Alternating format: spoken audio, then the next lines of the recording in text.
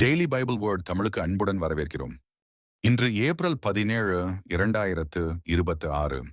பாஸ்கா 2ஆம் வாரம், வெள்ளி. அப்பங்களை பகிர்ந்தளித்தார். மக்களுக்கு வேண்டிய மட்டும் கிடைத்தது. யோவான் எழுதிய தூய நற்செய்தியிலிருந்து வாசகம். அதிகாரம் 6. இறை வார்த்தைகள் 1 முதல் 15 வரை. அக்காலத்தில் இயேசு கலிலேய கடலை கடந்து மறுகரைக்குச் சென்றார்.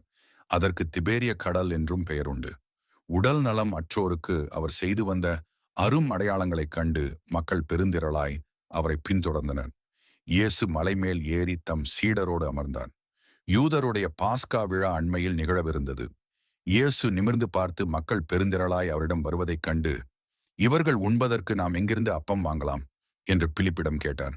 தாம் செய்யப்போவதை அறிந்திருந்தும் அவரை சோதிப்பதற்காகவே இக்கேள்வியை கேட்டார். பிலிப்பு மறுமொழியாக, 200 தெனாரியத்திற்கு அப்பம் வாங்கினாலும் ஆளுக்கு ஒரு சிறு துண்டும் கிடைக்காதே என்றார்.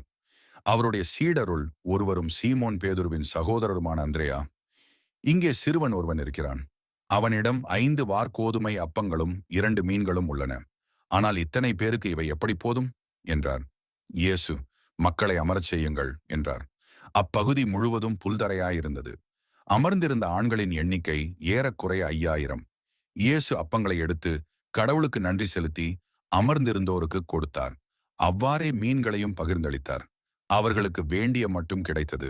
அவர்கள் வயிறார உண்டபின், ஒன்றும் வீணாகாதபடி எஞ்சிய துண்டுகளைச் சேர்த்து வையுங்கள் என்று தம் சீடரிடம் கூறினார்.